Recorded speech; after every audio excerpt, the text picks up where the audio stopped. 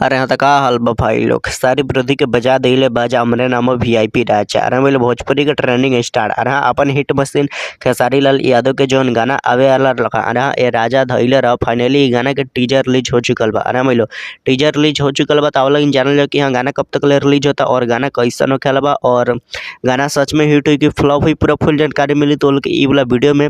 तो तोले ई वाला वीडियो के शुरू से लेकर लास्ट तो देख लेंगे। बाकी अभी तक हमारे चैनल के सब्सक्राइब नहीं करेंगे तो अभी सब्सक्राइब करके हमसे जुड़ चलेंगे। तो भाई लोग तो लोग सबसे पहले बता दी कि हाँ ये राजा धइले रहा। गाना के लिखले के बता, गाना के लिखले बड़न यादव लालू। अरे यहाँ गाना लिखले बड़न यादव लालू।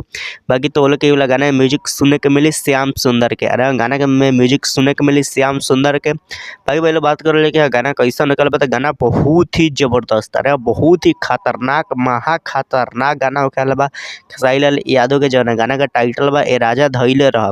बाकी ये राजा धइले रहा गाना में वीडियो में के देखे के मिली तो लोग वीडियो में देखे के मिले खेसारी लाल यादव और चांदनी सिंह। अरे इसके खेसारी लाल यादव और चांदनी सिंह के साथ वीडियो शूट करल गल बा और टीजर आ गल बा वायरल भोजपुरी के यूट्यूब चैनल पे। जो भी भाई अभी तक टीजर निकाल देख ले तो जाकर देख सकत वायरल भोजपुरी के यूट्यूब चैनल पे। बाकी तो लोग बता दी कि हाँ ये राजा धइले रहा गाना कब तक रिलीज होता। तो गाना जौन बा कल सुबह 10 बजे, अरे 10 बजे खेसारी लाल यादव के गाना रिलीज होकर बा वायरल भोजपुरी के यूट्यूब चैनल पे। अरे राजा धइले रहा कल सुबह 10 बजे वायरल भोजपुरी के यूट्यूब चैनल पर रिलीज होकर बा। तो लोग गाना के मिस मत कर लें, गाना के जरूर सुनिए लगिन।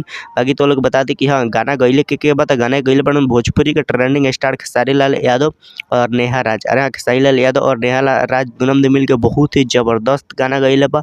और सच में ये वाला गाना में वीडियो के जौन क्वालिटी बा तो बहुत ही खतरनाक बा। अरे बोलो म्यूजिक और वीडियो बहुत ही जबरदस्त बा। जो टीजर देखला के बाद पूरा मजा आ जाता।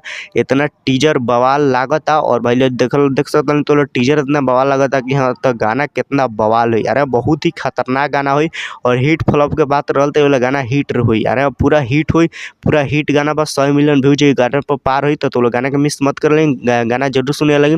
कल सुबह 10 बजे वायरल भोजपुरी के यूट्यूब चैनल पे गाना रिलीज होके वाला बा। बाकी तो लोग वीडियो कैसा लगल, अच्छा लगल हो तो लाइक कर लें, चैनल के सब्सक्राइब कर लें, वीडियो के शेयर कर लें।